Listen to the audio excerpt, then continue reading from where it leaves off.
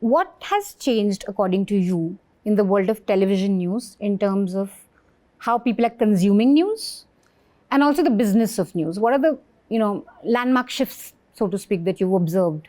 Honestly speaking, nothing much has changed. Okay. Since 2006 till today. It's by and large the same thing. There are few things which ailed the industry those days. Even today, I see that we are not far from it. Like, for instance, 2006, one of the main points that will come to your mind if you talk about 2006 in that era is the carriage fees. Suddenly, news broadcasters woke up to the fact that the carriage fees are so astronomical that their businesses are not viable.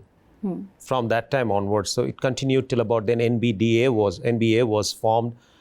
Then we made a lot of representation to the government, and obviously we were asked the questions which we forgot to ask ourselves. Who gave rise to this demon called carriage fees? So industry collectively. They started paying an amount for that placement, better placement, which eventually become unviable as business.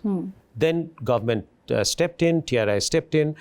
There's some kind of a regulation got implemented in the carriage fees. And now, after a decade and a half, we are almost witnessing another demon is in the making. Which is? Which is the landing page. Now again, the landing page issue. Which channels can basically buy? No, the thing is that basically buy means landing pages, you switch on your TV. For about a minute and two, you can't change the channel. And you're viewing that channel. While the consumer is still trying to change it, she or he is unable to change it. And your viewership get recorded. So your TRP basically measures the landing page. So why it is detrimental and like a death nail for news industry? Hear me out very carefully. It used to be a tool which entertainment genre used to use predominantly. They used to use. One of the reasons is that they're so expensive.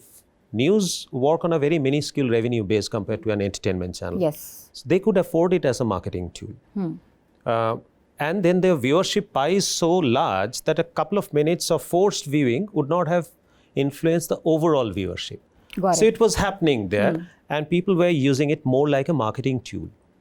Now in came some of the news channels. So they started taking it. You can't afford it with your business model. So just to give our audience an idea, how much would it cost for a channel to buy? So some of the channels could be, it depends on what percentage of the total viewership you're trying to buy landing pages. So it could be anything between 80 to 100 crore per annum. Wow. On top of the carriage fees which you pay, which would be for a national channel, which would be also significant. So what happens now, that small 1 or 2 minutes of forced viewership get added to your viewership.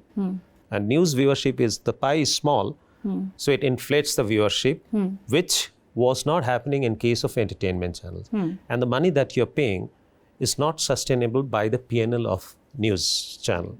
So another demon. So today somebody has taken a lot of landing pages and are claiming number 1 status. Tomorrow I might get driven by the fact that I want to be number 1. And you spend that kind of money. And again, somebody outbid me.